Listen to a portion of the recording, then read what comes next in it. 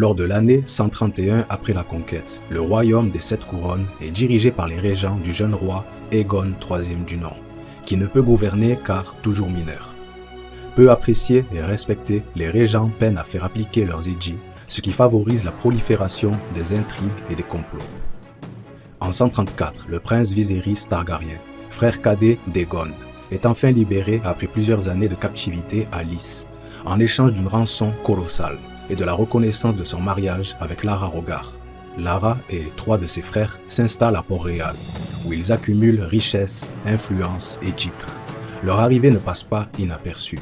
Les gens de Westeros leur reprochent leurs croyances étranges, leur mauvaise maîtrise de la langue commune, leur goût pour la mode de Lys et surtout leur enrichissement rapide aux dépens des locaux. Lors de l'année 135, un empoisonnement frappe la cour.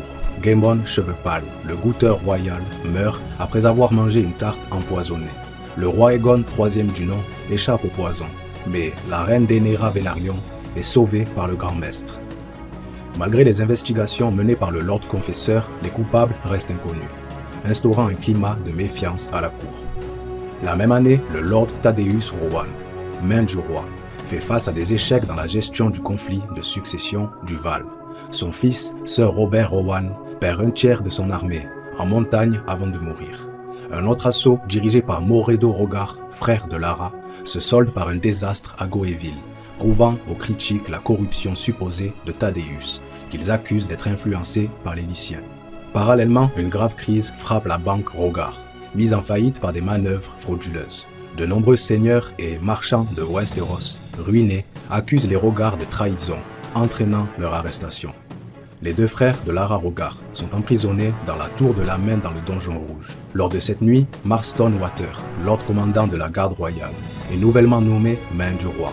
Il fait arrêter l'ancienne main, Thaddeus Rohan, et plusieurs membres de sa famille et de son entourage. Sir Amory Pike de la garde royale tente d'arrêter Lara Rogar à la citadelle de Maegor, où Aegon III du nom, le roi, et son frère cadet Viserys s'étaient réfugiés avec les Rogar. Mais Sir Amory Pike allait se heurter à une résistance farouche. Une ombre sortie des ténèbres, un colosse, allait s'avancer pour protéger les 2 jeunes Targaryens. Quand Sir Amory approcha de la citadelle de Maegor avec une douzaine d'hommes d'armes, il trouva Viserys en personne sur le pont-levis. « Si vous êtes venu pour vous saisir de la dame, mon épouse, tournez les talons et partez, déclara le jeune Viserys, car vous ne passerez pas tant que je me tiendrai là. » Sir Amory trouva cette attitude de défi plus amusante que menaçante. Sir Amory s'adressa à lui. « Viserys, votre épouse est requise pour être questionnée en liaison avec la trahison de ses frères, dit-il au jeune dragon. Et qui donc la requiert ? La main du roi, répondit Sir Amory. Lord Rohan, répliqua le jeune Viserys. Lord Rohan a été démis de sa charge. Sir Marston Waters est la nouvelle main du roi.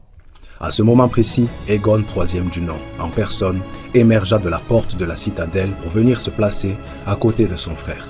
« Je suis le roi », le rappela sa grâce, « et je n'ai jamais désigné Sir Marston pour être ma main. » L'arrivée d'Aegon prit Sir Amory à contre-pied, nous dit Champignon, mais après un instant d'hésitation, il déclara « Sa grâce est encore un enfant.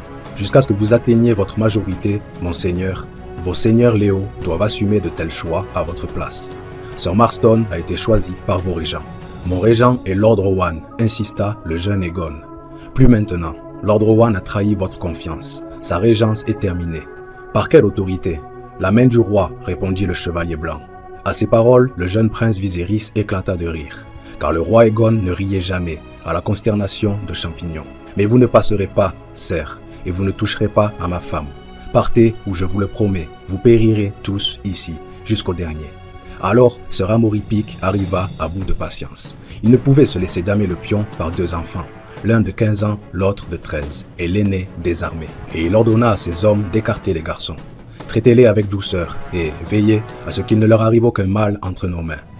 Vous serez seul responsable de tout ceci, le mit en garde le prince Viserys. Il planta la hache profondément dans le bois du pont-levis, recula précipitamment et dit « N'allez pas plus loin que la hache ou vous périrez. » Le roi le prit par l'épaule et l'entraîna vers la sécurité de la citadelle de Maegor. Une ombre s'avança sur le pont-levis. Sandok l'ombre. Cet homme était arrivé de Lys avec Lady Lara. Il était son bouclier lige. Un présent de son père, le magistrat Lysandro. Noir de peau et noir de cheveux, Sandok mesurait pratiquement 7 pieds de haut. Son visage, qu'il cachait souvent derrière un voile de soie noir, était une masse de petites cicatrices blanches, et on lui avait retiré les lèvres et la langue, le laissant à la fois muet et hideux à regarder. On disait de lui qu'il avait été le vainqueur de 100 combats à mort dans les arènes de Myrine, qu'il avait un jour arraché avec les dents la gorge d'un adversaire après que son épée se fût brisée, qu'il buvait le sang de ceux qu'il tuait, qu'il avait tué dans l'arène des lions, des ours, des loups et des vouivres de Sotorios, sans autre arme que les pierres qu'il trouvait sur le sable. Cette nuit-là, les instruments qu'il avait choisis étaient un grand bouclier noir, en bois de nuit, et une longue épée courbe, à la poignée en os de dragon, dont la lame noire brillait sous l'éclat des torches, avec les ondoiements caractéristiques de l'acier de Valyria. Ses ennemis hurlaient et poussaient des cris en venant sur lui, mais l'ombre ne produisit pas un bruit, sinon par son acier tranchant à travers eux. Silencieux comme un chat, sa lame sifflant de gauche et de droite, de haut et de bas, versant le sang à chaque coupure, tranchant leurs mailles comme s'ils avaient été drapés de parchemin.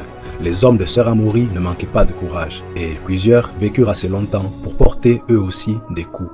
Mais l'ombre, toujours en mouvement, arrêtait leurs lames sur son bouclier, puis employait ce bouclier pour les repousser hors du pont-levis, sur les pics de fer avides en dessous.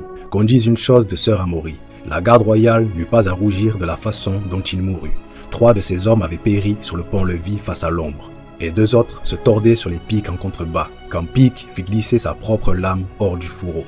Sous son manteau blanc, il était vêtu d'une armure d'écaille blanche, nous dit Champignon, mais son casque était ouvert sur le visage, et il n'avait pas apporté de bouclier, et Sandok l'ombre lui fit cruellement payer ses manques. L'ombre allait faire du combat une danse, dit le fou. Entre chaque nouvelle blessure qu'il infligeait à Sœur Amaury, il tuait un de ses hommes restants, avant de se tourner de nouveau vers le chevalier en blanc. Pourtant, Pic continua à se battre avec une valeur entêtée, et, pendant la moitié d'un battement de cœur, les dieux lui offrirent sa chance. Quand le dernier des gardes, on ne sait comment, avait saisi avec la main l'épée de Sandok l'ombre et l'arracha à la poigne du géant avant de basculer du pont-levis, à genoux, Sœur Amaury se remit péniblement debout et chargea son ennemi désarmé. Sandok arracha la hache de bataille du bois où l'avait planté le prince Viserys et fendit en 2 le crâne et le homme de Sœur Amaury, laissant son corps s'effondrer sur les pics. L'ombre prit le temps de pousser les morts et les agonisants hors du pont-levis avant de se retirer à l'intérieur de la citadelle de Mégor. Après quoi, le jeune roi Aegon ordonna qu'on lève le pont-levis, qu'on abaisse la herse et qu'on barre les portes.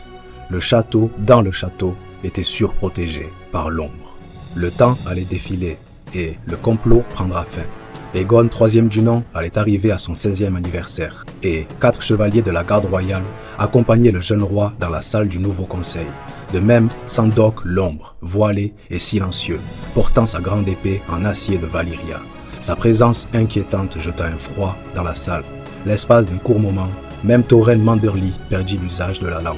Lord Manderly annonça le roi Aegon dans le silence. « Ayez l'obligeance de dire devant tous quel âge j'ai, je vous prie. »« Vous avez 16 ans aujourd'hui, votre grâce, » répondit Lord Manderly. « Un homme fait, il est temps pour vous de prendre entre vos mains le gouvernement des 7 couronnes. »« Je vais le faire, » répondit Aegon. « Vous occupez mon siège. » La froideur de sa voix surprit chacun des hommes présents. Troublé, Tauren Manderly entreprit d'extraire sa masse considérable du siège à la tête de la table du conseil, avec un coup d'œil inquiet du côté de Sandok l'ombre. Le jeune roi Aegon, 3e du nom, son frère Viserys et les Rhaegar avaient survécu au complot et au siège secret, en partie ou essentiellement grâce à Sandok l'ombre, l'homme qui ne possédait ni langue ni lèvres, mais dont le courage et la vaillance n'avaient aucun égal dans les 7 couronnes et au-delà.